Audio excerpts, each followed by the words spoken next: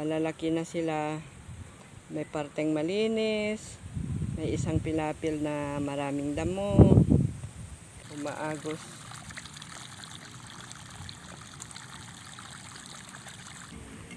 Kukwentuhan ko kayo tungkol sa bukid. Kasi alam ko marami sa inyo ang hindi pa nakarating sa bukid. Hindi.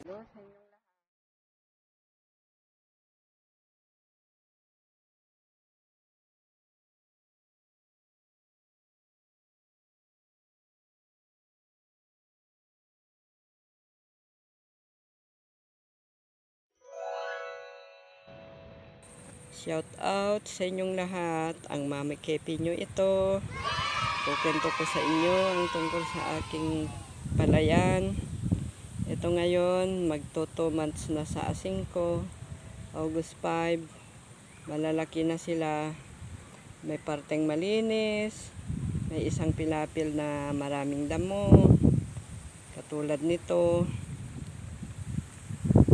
Damo pa ito. Hindi ko na siya malusog na malinisan kasi naghabagat. Umulan ng napakalakas ng 1 week. Kaya ito ngayon may tubig na sa pagitan ng may tubig na dito sa palayan. Parang bukal na katulad nito.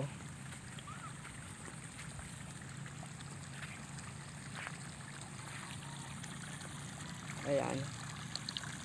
Umaagos.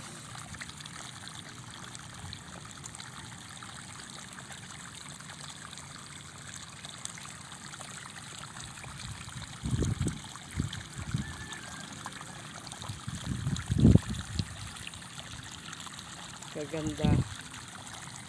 Malamig-lamig ang tubig.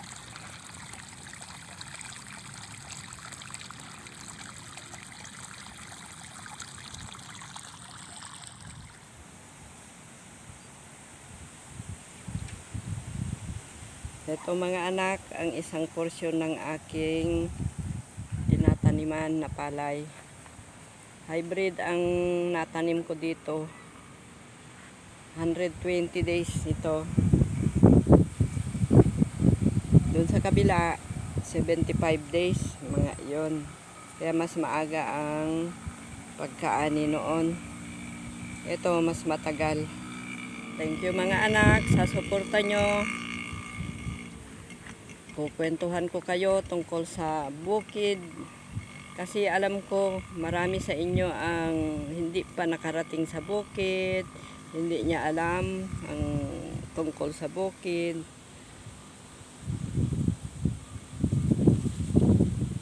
Ito, buhay magsasaka. Mahirap ang buhay ng magsasaka. Walang mapagpilian na hanap buhay, kundi magtiyaga sa bukid. Mahirap, magastos.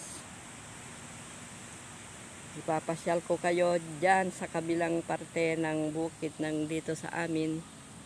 Punta tayo doon sa kabilang para makita nyo tungkol